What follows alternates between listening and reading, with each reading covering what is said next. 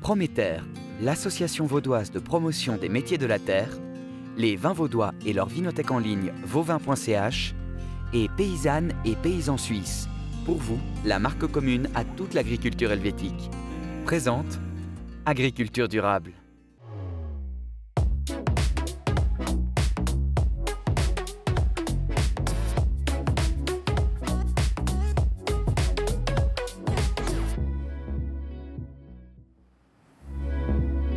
Bonjour à toutes et tous et bienvenue dans ce nouveau numéro d'Agriculture durable, l'émission qui se penche sur les enjeux de l'agriculture au XXIe siècle. Et aujourd'hui, nous allons parler de restauration collective, comment nourrir de nombreuses personnes de manière qualitative, mais aussi avec des produits locaux. C'est la question à laquelle on va tenter de répondre dans notre dossier du mois. Dans le chiffre déchiffré, on va s'intéresser à l'augmentation des colonies d'abeilles en Suisse. Et puis ensuite, dans notre rubrique de la fourchette à la fourche, retour sur le parcours de la rhubarbe, avant d'arriver en fin d'émission avec notre rubrique agriculture et son invité du jour. Voilà pour le sommaire. Il est temps maintenant d'aller retrouver nos invités. Bonjour à toutes et tous, bienvenue, heureuse de vous accueillir sur ce plateau et je commence par la présentation de David Bourdin. Vous êtes chef de la division agriculture urbaine de la ville de Lausanne. Bonjour. Bonjour. À vos côtés aujourd'hui, Alexander Baryshnikov, directeur adjoint de la Fondation pour le goût. Bonjour. Et puis Marie-Laure Chorderet, directrice de Terre Vaudoise. Bonjour. Bonjour. Alors, restauration collective, on parle évidemment de cantines, d'institutions, d'événements aussi. Est-ce qu'il est possible de nourrir de manière durable lorsqu'on sert des milliers de repas? Vaste question, qui veut se lancer? C'est un challenge. Bien sûr. Puis, ce qui est important, c'est que là, il y a beaucoup d'actions qui seront mises en place par des collectivités, que ce soit au niveau des cantons, au niveau des villes, pour passer certains jalons, on va dire, vers une restauration collective qui est de plus en plus intelligente par rapport aux ressources, pour bien évidemment manger plus local, plus sain, et puis éviter les déchets au niveau alimentaire. Est-ce que ça, c'est une idée qui est arrivée récemment? Est-ce que c'est quelque chose qu'on essaye de mettre en place depuis plusieurs années? Marie-Laure? Oui, alors depuis plusieurs années, nous par exemple, depuis 2014, on collabore avec la ville de Lausanne. On fournit pour les petits déjeuners et les goûters, en fait, les structures périscolaires de la ville de Lausanne en produits locaux. David? Oui, effectivement, depuis 2014, la ville elle a un programme qui s'appelle Restauration collective durable, qui vise vraiment à renforcer la durabilité de cette alimentation, que ce soit la part de produits de proximité, que ce soit la part de produits suisses, mais aussi la part de produits labellisés, labellisés bio ou labellisés commerce équitable, parce qu'il faut pas, il y a les produits locaux, certes, les produits de proximité, mais il y a aussi tous les autres produits qu'on mange, le riz ou bien d'autres produits, d'autres légumes ou d'autres fruits qu'on veut manger durant l'hiver, où il y a un petit peu moins de production en Suisse. Donc on est aussi attentif à ça. Et puis ça fait depuis 2014, donc ça fait depuis pas mal d'années, puis on a déjà de très bons résultats. Pour donner un chiffre, c'est 8000 repas par jour, donc c'est relativement important. Et puis c'est un travail de longue haleine et on poursuit tous ces efforts. Donc est-ce qu'on peut dire qu'il est possible d'allier qualité, proximité, durabilité? Oui, on peut le faire. On peut le faire? Oui. Vous disiez quand même que c'est un challenge. C'est un challenge, mais je pense que c'est important. Si je prends exemple sur mon fils qui revient de l'accueil extrascolaire, il me parle de qu'est-ce qu'il a mangé aujourd'hui, c'était bon, c'était pas bon. C'est important, l'éducation au goût commence tôt. Et je pense que la qualité est vraiment essentielle. Et si on peut avoir un lien avec justement les producteurs locaux, les produits, comprendre ce que c'est que la saisonnalité, l'expérimenter en bouche, je pense que c'est important aussi pour l'avenir des choix qu'on va faire plus tard lorsqu'on va aller acheter quand on sera capable de cuisiner. Est-ce que c'est facile de communiquer là-dessus justement avec les entreprises, avec les collectivités? Est-ce qu'on sent une bonne réceptivité de la part de la collectivité? Ça reste un challenge, c'est clair, parce qu'il y a toujours des histoires de prix, le prix, etc. Mais je pense que quand on parle de durabilité, il y a un moment donné aussi qu'il faut qu'on se pose la question d'un point de vue aussi moral, de dire, bon, la qualité se paie, en fait. Voilà. Il y a quand même quelque chose à faire de ce côté-là. Donc, mais on avance, les jalons, on les passe et ça commence. Marie-Laure, il y a beaucoup de travail à faire justement en termes de communication? Oui, au niveau de la communication, aussi au niveau de la formation. Je pense qu'il faut aussi former les gens. Former qui, par exemple? Les enfants, déjà depuis tout petit, les professionnels aussi. Puis il faut rassembler aussi, il faut rassembler tout ce qui est aussi les agriculteurs, les professionnels des métiers de bouche pour évoluer ensemble finalement. Et puis, main dans la main. Alors moi, ce que je vous propose maintenant, c'est de voir, s'inspirer de ce qui a été déjà mis en place dans les autres cantons romans pour construire un système alimentaire durable, de saison, de proximité et sain. C'est tout à fait possible. Nous sommes donc partis en Valais à la rencontre du chef de service de l'agriculture pour voir quels moyens ils utilisent pour y parvenir et avec quel succès.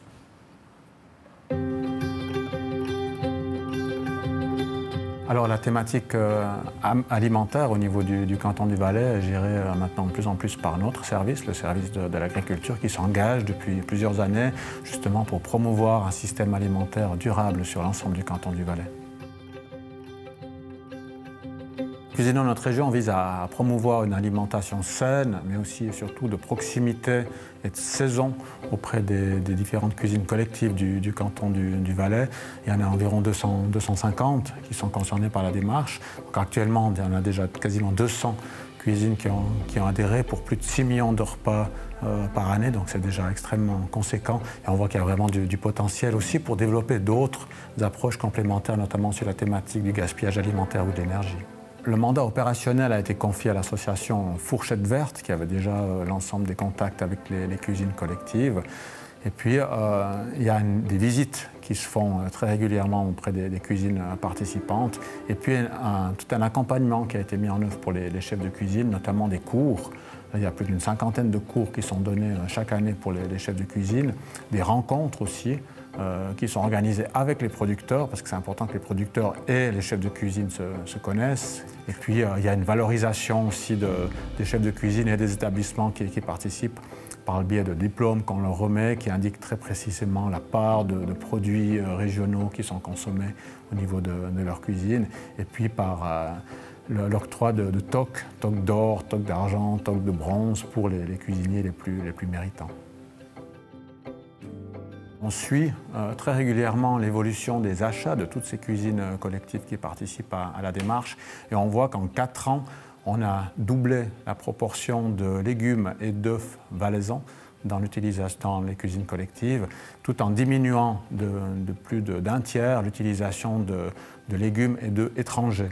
Donc on voit clairement qu'il y a une progression qui est extrêmement forte, que la démarche porte ses fruits et puis que l'aspect prix n'est pas du tout déterminant pour l'utilisation de produits régionaux. C'est plutôt la disponibilité des produits qui est la plus importante. Et on a essayé de solutionner aussi ça par la mise en place d'une plateforme qui s'appelle RegioFood, qui vise justement à mettre en lien les producteurs et les acheteurs de produits sur la disponibilité et le lieu aussi de disponibilité des produits. On est prêt aussi à faire bénéficier les autres cantons de notre expérience. Je crois que c'est une approche aussi qui doit être romande en quelque part, puisqu'il y a des complémentarités aussi en termes de production entre les différents cantons. Et puis les enjeux sont identiques partout. On doit ensemble mettre en place des systèmes alimentaires qui soient le plus durables possible. Alors on comprend dans ce reportage que la Suisse romande s'inspire d'un programme développé en Valais. Est-ce qu'on peut s'intéresser au canton de Vaud, à la Suisse, à Lausanne? Qu'est-ce qui se passe concrètement chez nous? Alors effectivement, il y a tout un mouvement au niveau des cantons, il y a aussi un niveau au niveau des villes suisses. Les villes suisses, elles ont signé récemment une charte d'alimentation durable. Il y a beaucoup d'échanges entre les villes, comme il y a beaucoup d'échanges aussi entre les cantons. C'est très important qu'il y ait ces échanges-là, parce que quand tout le monde tire à la même corde... Oui, on comprend bien qu'il y a une histoire d'inspiration commune, c'est une boucle. Hein. Oui, exactement. Donc que ce soit, il y a des échanges sur les critères, sur comment est-ce qu'on fait, tous les défis qui sont à relever. À relever, exactement, comme la formation. Ça, c'est quelque chose qui est très important, la formation des cuisiniers, par exemple, ou bien l'approvisionnement des produits, les fournisseurs, les choix de fournisseurs, avoir l'information de qu'est-ce qui est disponible, comme le proposait comme c'est indiqué dans le reportage avec cette... Alors, à Lausanne, vous vous basez sur quel programme? Alors, à Lausanne, on a un programme spécifique de restauration collective durable où on a toute une série d'objectifs et puis, comme c'était aussi indiqué dans le reportage, avec des instruments pour mesurer ce qu'on les atteint et ce qu'on les atteint pas. Et puis, avec aussi un dispositif de formation pour que, justement, les cuisiniers soient en capacité de remporter ces défis que la politique leur demande de mettre en place. Et justement, est-ce qu'il y a beaucoup d'échanges entre les villes, entre les cantons? Ça se fait à quelle fréquence? C'est un peu quand on a besoin, ou il y a vraiment des séances qui sont organisées régulièrement pour voir ce qui se passe un petit peu dans les autres cantons? Alors, il y a des séances qui sont organisées régulièrement. Ouais, il y a un groupe de travail de l'Union des villes suisses qui permet aux différents représentants des villes de se rencontrer. Il y a aussi des séminaires, des événements qui sont organisés pour que chacun puisse se former à son niveau. Et Alexander, vous, en tant que directeur adjoint de la Fondation pour le goût, est-ce que c'est quelque chose que vous chapeautez? Comment est-ce que vous intervenez dans ce processus? Eh bien justement, on organise chaque année le réseau, la réunion du réseau des villes du goût, où les anciennes villes du goût se rencontrent pour parler de politique alimentaire durable et justement, notamment de projets concrets comme, par exemple, cette charte Cuisinons notre région que je salue parce qu'on voit qu'il y a un effet boule de neige, de plus en plus de cantons l'adoptent. Là, je crois que le canton de Vaud maintenant l'a adopté également.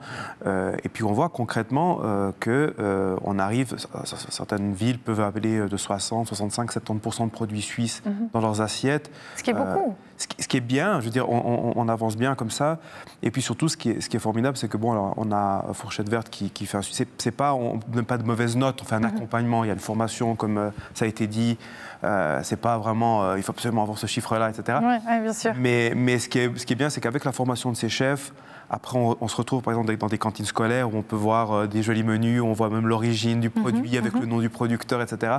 Ce mouvement, la Fondation du goût, vraiment, on le soutient et on met ces villes ensemble pour qu'on puisse discuter de ces bonnes pratiques et que les villes échangent. Et c'est important d'avoir ce lien aussi. Marie-Laure, on entendait dans le reportage tout à l'heure l'expert qui disait que finalement le prix, c'était pas un frein, que c'était surtout une histoire de disponibilité. Vous êtes d'accord ? Oui. C'est vrai que alors le prix, on est des fois un petit peu quand même limité. Ça joue quand même. Ça joue. On est d'accord. Un petit peu. Je crois qu'on est quand même tous d'accord là-dessus, parce que tout le monde a des budgets à tenir. Après, effectivement, la disponibilité, mais après, si vous travaillez avec la saisonnalité. Tout ça, ça reste un cheval de bataille. Mais est-ce que ça veut dire que du coup, on ne peut pas faire beaucoup plus, qu'on est un peu arrivé aux limites de ce qu'on peut faire ?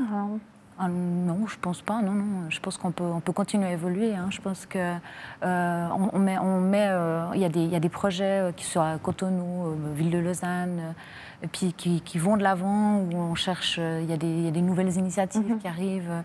Donc, des pistes de réflexion à développer encore. Exactement. Ouais. Donc, non, je pense que les produits locaux ont de beaux jours devant eux. Oui. Bon, on va rester là-dessus. Alors justement, comment la restauration collective du canton de Vaud se fournit-elle? Par qui et comment? Et avec quels produits?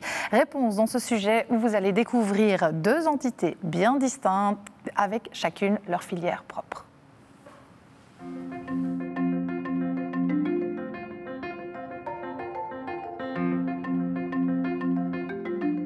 L'exploitation agricole de la Plaine de l'Orbe est une exploitation mixte, production végétale avec production de céréales, production de protéines, soja et de luzerne, et production animale avec des bovins, des porcs et de la volaille.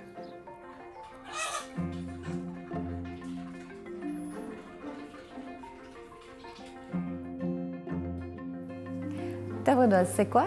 C'est un service traiteur, un restaurant à la buvette du Parlement vaudois, des paniers cadeaux, et puis on fournit aussi les APEMS, donc les structures parascolaires de la ville de Lausanne, pour les goûters et les petits déjeuners, avec des produits locaux du terroir.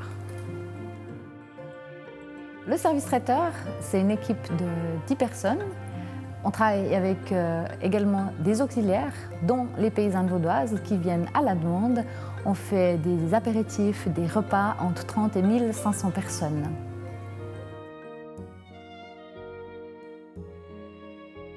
L'établissement de la Plaine de l'Orbe, l'exploitation agricole, c'est une des plus grandes exploitations du canton de Vaud qui a pour objectif 2 missions. C'est un établissement pénitentiaire qui encadre les personnes détenues, encadré par des chefs d'atelier. Ces chefs d'atelier ont la fonction d'agents de détention et d'agriculteurs pour pouvoir mener à bien les différentes missions qui sont l'encadrement des détenus et la production agricole Le but de l'exploitation, c'est vraiment de produire le plus possible en circuit court qui permet de fournir la cuisine en produits agricoles de proximité. C'est-à-dire qu'on produit nos céréales qui sont transformées via le moulin, notre moulin, où on fabrique nous-mêmes les aliments pour les différents animaux. Donc on a la production bovine avec la race Simmental, c'est une race à 2 fins, c'est-à-dire qui nous permet de faire produire du lait et de faire de l'engraissement à côté. On a la production de porc, où on est naisseur et engraisseur, on a la chaîne de A à Z. Et puis la production de volaille, avec un abattoir, la particularité où on a un abattoir sur site, où là on fait la transformation, c'est-à-dire l'abattage et puis la transformation de la volaille à destination de la cuisine.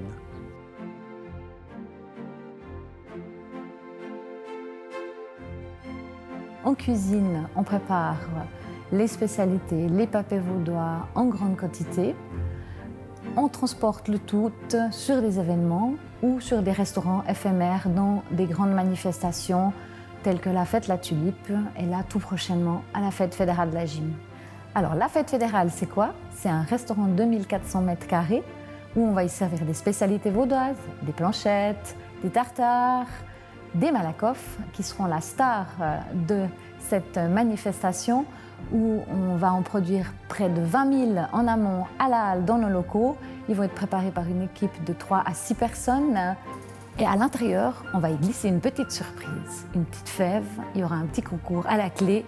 Vous pourrez gagner des lots autour de l'agriculture.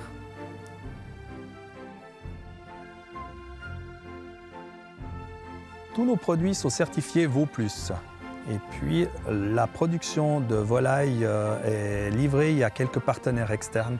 Et puis, l'ensemble de nos bovins sont livrés en interne, via la cuisine. Et puis, la production de porc, un quart est consommée en interne. Et puis, on souhaiterait vraiment pouvoir proposer ces produits à la restauration collective dans d'autres établissements du canton. Pour une grande manifestation, on peut servir des produits locaux. Ça demande de la logistique, ça demande de la préparation en amont, commander en amont, estimer la marchandise, parce que c'est quand même entre 500 et 5000 couverts qui vont être servis par jour. Après, derrière, il y a un coût. Alors, mon conseil, c'est consommer moins, consommer mieux, consommer local.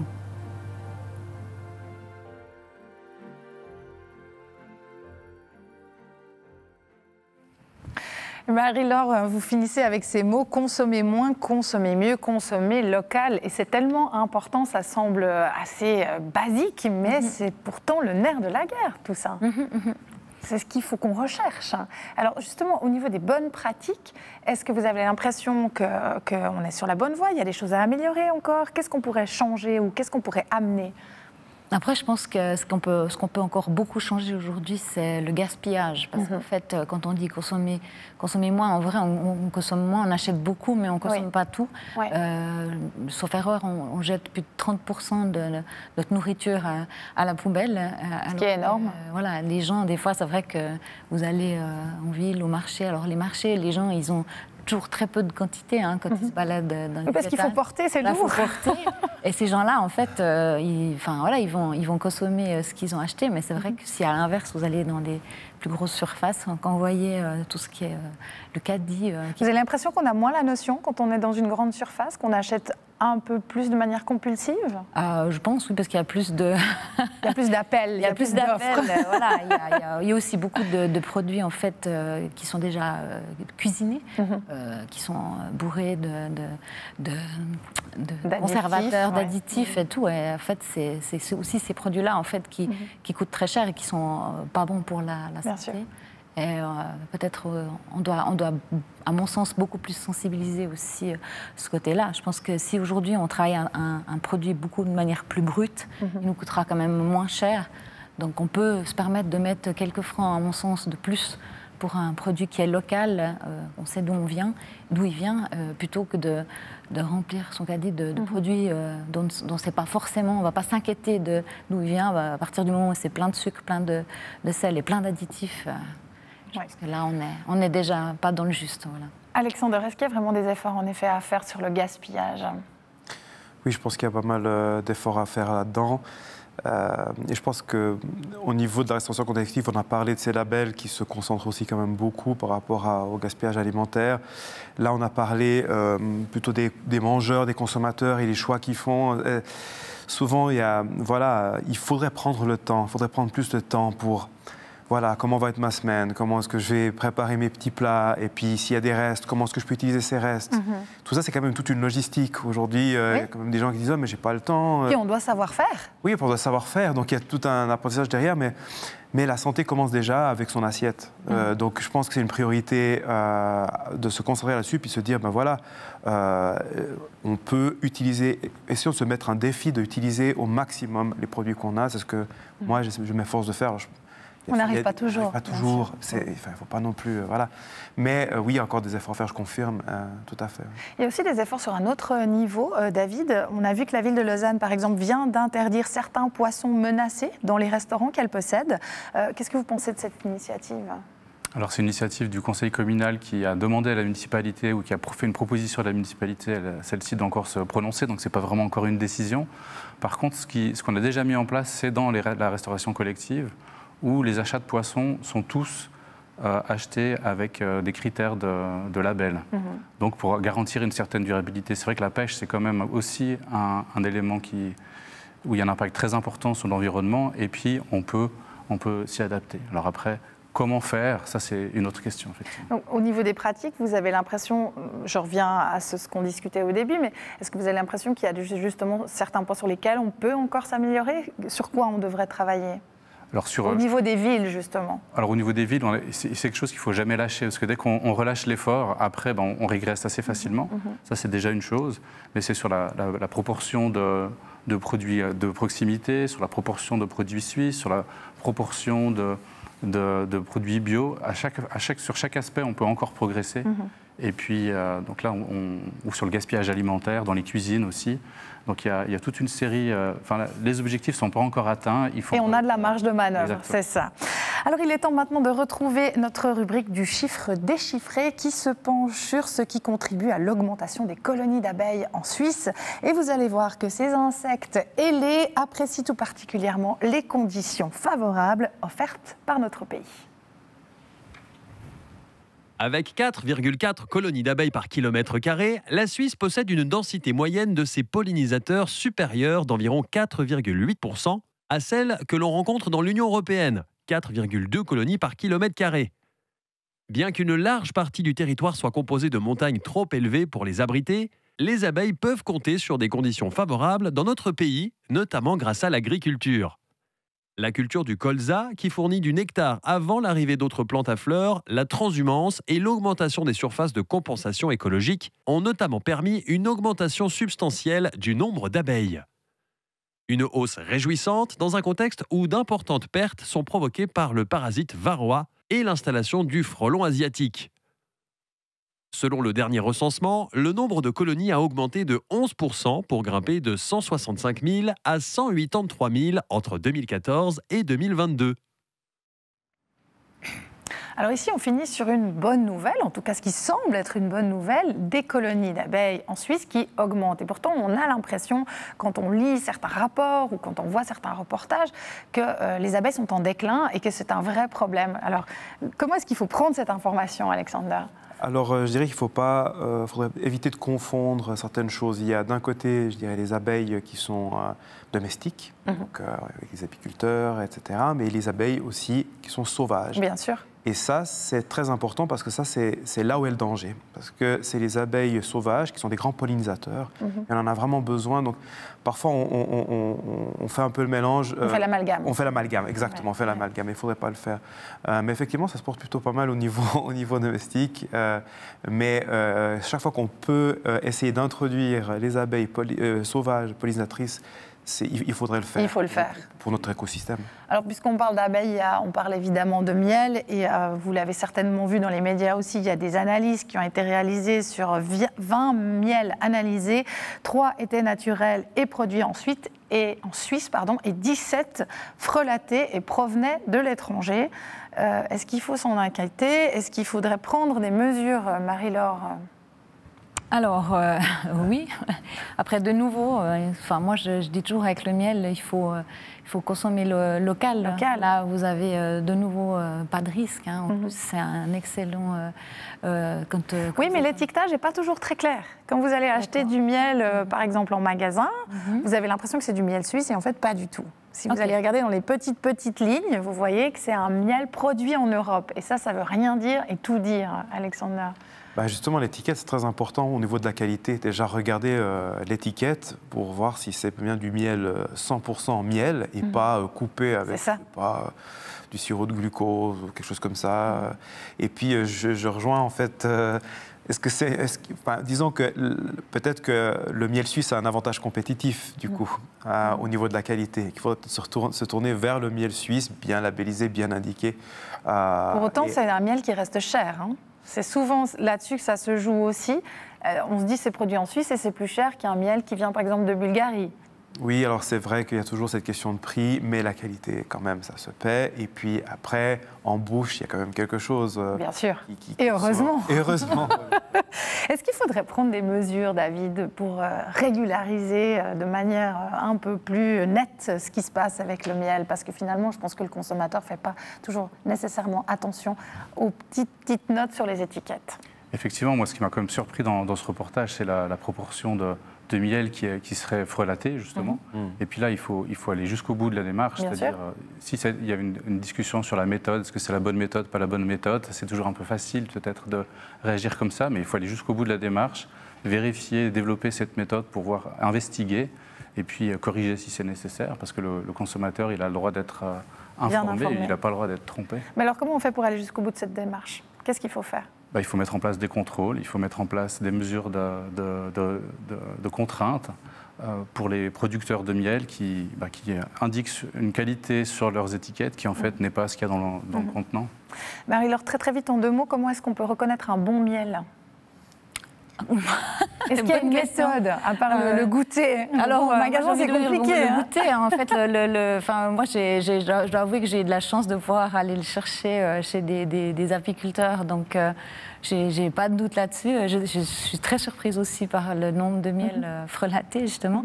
Mais je pense que le bon miel, moi, je pense que les labels, ça reste quand même une valeur sûre. Ouais. Une bonne boussole pour s'aiguiller, on va dire. Allez, on va enchaîner. C'est un légume et pourtant, c'est en gâteau ou en confiture qu'on adore le consommer. Vous l'avez deviné, on parle bien évidemment de rhubarbe dans notre rubrique de la fourchette à la fourche. Visite chez TCB Culture Maraîchère à Neuville.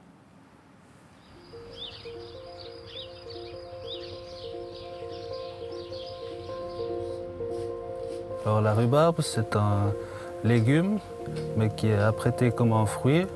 On va souvent la consommer en rajoutant un peu de sucre et on fera souvent des confitures, des crumbles, des gâteaux. Et on ne va pas la consommer crue, c'est beaucoup trop astringent. Les feuilles sont également toxiques, donc c'est que le pétiole qui est consommé.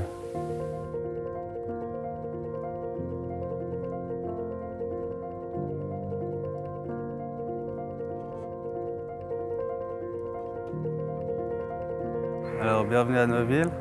On est TCB Culture Maraîchère. On fait beaucoup de légumes en pleine terre. On a de la carotte, beaucoup de salades, des céleri pommes, céleri branches, chou-fleur. Encore beaucoup de poireaux qui est un gros produit pour nous et aussi de la rhubarbe. Ici, on est sur une parcelle où on a planté la rhubarbe pour la première année, cet automne. Donc elle vient de sortir de terre. Pendant 2 ans, on ne va rien toucher, on va la laisser se développer. Et la 3e année, on peut faire une récolte, mais très légère, 1 ou 2 bâtons par plante au maximum, pour ne pas l'épuiser énergétiquement, qu'elle puisse continuer à faire des réserves dans les racines pour pouvoir donner les années suivantes. Et après, on sera en plein rendement à partir de la 4e année jusqu'à 8 à 15 ans. Après, le rendement il ira en déclin.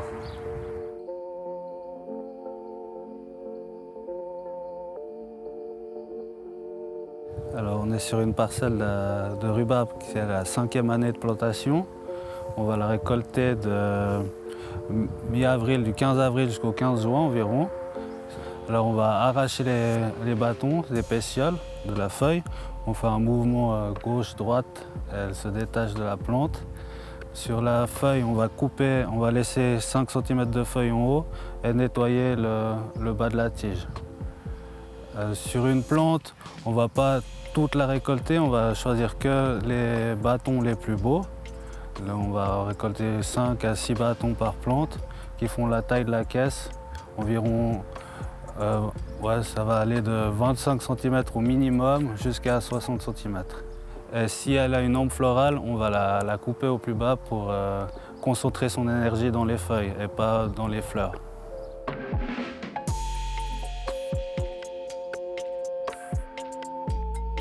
On va faire un passage où on récolte tout en général et après on va revenir une semaine après, une fois que les autres bâtons qui sont dessous auront repoussé. Après ça c'est spécifique par rapport à chaque parcelle. Les feuilles ont différentes utilisations. On pourrait les utiliser comme cataplasme pour les douleurs. Les bâtons, ce serait plus pour faire des jus, des décoctions antiseptiques. Ils aiment même aussi pour les douleurs des dents pour les enfants.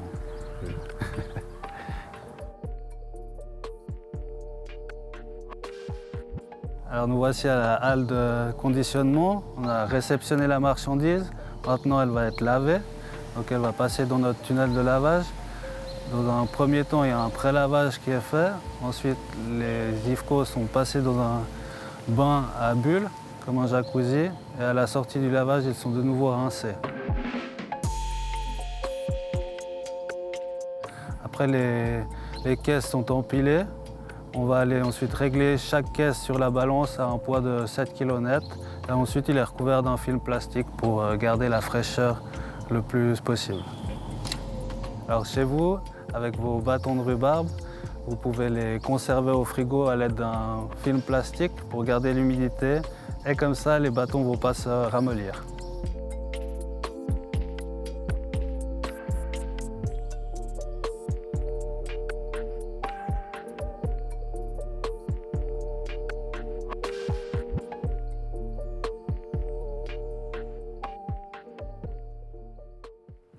Trois ans sans récolte, un légume aux feuilles toxiques, une récolte coûteuse en main-d'œuvre. Est-ce que ça vaut la peine de continuer à cultiver de la rhubarbe, Alexander? Alors, à la Fondation du Goût, on est pour la diversité des goûts. Donc, je pense que c'est quand même important de continuer à pouvoir déguster ce légume. Et puis, alors là, je me tourne vers les autres participants peut-être, mais il me semble, et on parle de déchets alimentaires, qu'il y a quand même la possibilité de faire des coproduits avec ce qu'on n'utilise pas. Il me semble qu'avec les feuilles, on pourrait, ça peut servir comme insecticide naturel, de ce que j'ai appris. Donc, de ce qu'on a entendu, il semblerait que ce soit le cas. Exactement. Donc, c'est pas juste, voilà, il y a des possibilités, si on peut utiliser tout le légume, quand même d'avoir encore des coproduits en plus. Donc, moi, je suis plutôt pour, et puis moi, je trouve ça très bon. Voilà. David? Oui, moi je trouve ça très bon aussi. Moi j'adore aussi, hein. Je suis dans votre équipe. Hein. Pour moi la rhubarbe c'est aussi un marqueur de saison, c'est maintenant. C'est vrai. Ça va durer encore quelques semaines et après ça va s'arrêter. Et puis ça je pense dans l'éducation au goût c'est hyper important parce que c'est comme ça qu'on peut apprécier finalement la spécificité des différents légumes, c'est quand ils sont là et puis pas tout le temps. Et est-ce que c'est un légume qu'on aime utiliser en restauration collective ou est-ce que justement c'est un petit peu compliqué de le proposer parce qu'il y a quand même un prix, il y a un coût, hein, c'est pas donné vu qu'on voit tout le travail que ça représente. Est-ce que c'est quelque chose qu'on retrouve? Alors moi, je ne saurais pas dire si ça se retrouve exactement dans les cantines, etc. Mais ce que je peux tout de même dire, c'est que c'est un défi pour le cuisinier. Bien sûr. Parce que c'est quand même un légume assez acide, donc le faire apprécier par les enfants, ça c'est un défi. Puis ça, je pense que c'est vraiment, encore une fois, le défi comme du cuisinier, c'est prendre ces produits locaux et savoir les apprêter pour que ça plaise aux enfants. Parce que si ça plaît aux enfants, il n'y aura pas de gaspillage alimentaire. Si ça ne leur plaît pas, il y en aura. Et puis ça, c'est tout le cœur du métier finalement qui est là. Marie-Laure, une réaction? Alors, moi, je suis totalement d'accord, hein, d'autant plus qu'on peut faire un million de choses avec la rhubarbe. Après, on parle de saisonnalité, mais c'est aussi un légume qui se congèle très bien. Hein, donc, c'est une bonne idée, ça. Voilà. Et puis, vous pouvez faire tellement de choses avec, des sucrés salés, vous pouvez accompagner, même, par exemple, si vous faites, je sais pas, même avec la chasse, hein, si vous faites des confitures avec, ça va très bien. Hein, Et puis justement, utiliser cette acidité à ce moment-là qui fonctionne bien en mariage avec la viande, avec et puis la le chasse. prix, un cuisinier, moi j'ai envie de dire, une pomme, vous pouvez faire une tarte pomme rhubarbe. Le mariage va très bien et puis du coup, vous arrivez à un dessert qui ne coûtera pas cher. Bon, résultat, on garde la rhubarbe. On garde. Il est temps maintenant de retrouver notre rubrique Le Rendez-vous Agriculture et son invité, chaque mois l'autrice ou l'auteur de l'un des chapitres de Culture paysanne, un ouvrage à paraître cet automne, nous rejoindra sur le plateau. Et aujourd'hui, c'est au tour de Alexandre Truffert, directeur de la communication chez Prométhée. Bonjour Alexandre. Bonjour. Pour Culture paysanne, vous avez écrit un texte intitulé Augusta Gilabert-Randin, une vie au service du rôle social de la paysanne. Alors, parlez-nous d'elle. Qui est-elle? Qu'est-ce qu'elle a fait? Qu'est-ce qu'il faut qu'on sache sur Augusta? Alors, Augusta Gilabert est née en 1869 à Lausanne, dans une famille de commerçants. Donc, elle ne vient pas du monde de l'agriculture. Elle va épouser un agriculteur à 25 ans. Ils vont avoir un domaine et en fait, son mari va mourir en 1914. 1914, c'est le début de la Première Guerre mondiale. Et puis, elle reprend le domaine à ce moment-là, dans des conditions assez difficiles. Et puis, en 1918, la guerre se termine et elle va lancer une société de productrices à moudon pour aider à la vente des œufs. Parce qu'en fait, il y a tout un marché gris avec des intermédiaires et les agriculteurs et les agricultrices surtout, parce que la vente des œufs, le travail du poulailler est plutôt un métier de femme à ce moment-là. Ne rapporte rien en fait aux gens qui font le travail. Donc on est sur des problématiques qu'on retrouve. Qu'on connaît encore aujourd'hui. Voilà.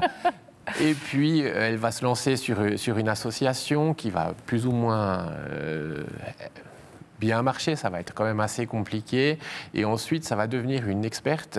Elle va être reconnue, entre autres, par la Confédération qui va la nommer pour un congrès du travail en 1920. Elle deviendra une des grandes plumes de la presse agricole, c'est-à-dire qu'elle va écrire à peu près plus de 300 articles. Et puis, elle va créer aussi l'Association des paysannes vaudoises, qui fait aujourd'hui partie des grandes associations du canton. C'est quand même plus de 5600 membres qui existent toujours. C'est une association qui est assez connue, mais qui n'est peut-être pas extrêmement visible, par contre qui est assez importante, et puis qui s'est diffusée ensuite dans toute la Suisse.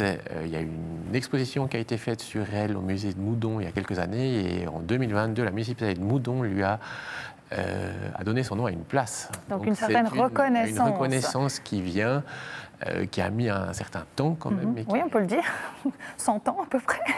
Est-ce qu'on peut dire qu'Augusta a marqué l'agriculture suisse ? Alors oui, c'est quelqu'un qui a vraiment eu un impact très important, déjà parce qu'elle a créé des structures qui se sont pérennisées. Le fait qu'elle ait écrit aussi, c'est quelqu'un qui a été beaucoup lu. Alors il y a certaines fois, elle avait des positions, par exemple, pour le vote des femmes, où quand elle écrivait le journal, la rédaction en dessous disait « on n'est pas d'accord avec elle, mais enfin, on lui laisse donner son avis ». Est-ce qu'elle était précurseur ? Alors, oui, c'était clairement une pionnière. Elle avait une vision très claire de ce que devait être la paysannerie. On l'a qualifiée souvent de féministe parce qu'elle était pour le vote des femmes. Mais en fait, elle avait une position qui est un petit peu plus complexe que ça.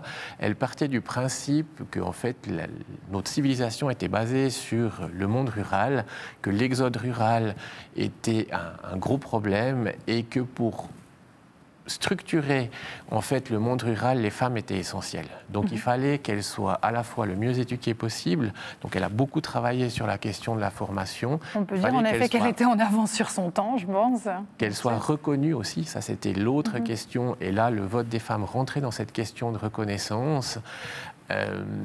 Et puis, c'est vraiment quelqu'un qui a eu une influence assez importante. D'ailleurs, en 2005, il y a eu une collection alémanique qui a été faite. Et il y a ses écrits qui ont été repris dans un livre, et c'était le premier de la collection. Donc, elle a eu une influence qui, des fois, est plus reconnue au niveau suisse. Déjà, à l'époque, quand elle a été nommée par le Conseil fédéral, il y a un seul journal qui en parle, c'est un journal socialiste, et qui le met après un accident de vélo à Chipis. Donc, clairement, c'était pas dans les grandes news qu'une femme vaudoise soit nommée par le Conseil fédéral. Très rapidement, Alexandre, alors pourquoi est-ce que cette reconnaissance elle est si tardive et pas aussi grande qu'elle devrait être ? Alors, je pense que l'agriculture a été en général invisibilisée. C'est quelque chose dont on ne s'est plus tellement intéressé au niveau des... Très rapidement, en un mot. Et puis les femmes particulièrement. Donc l'agriculture déjà, les femmes ensuite, et elle, c'est un excellent exemple. Merci beaucoup pour ce résumé. Merci d'être venu nous trouver aujourd'hui, Alexandre. Ainsi que merci à tous nos invités d'avoir partagé ce plateau sur la restauration collective. Et merci à vous de nous avoir suivis aujourd'hui. On vous retrouve bien évidemment prochainement pour un nouveau numéro d'agriculture durable. On y parlera des nouvelles techniques de sélection végétale. À bientôt. Au revoir.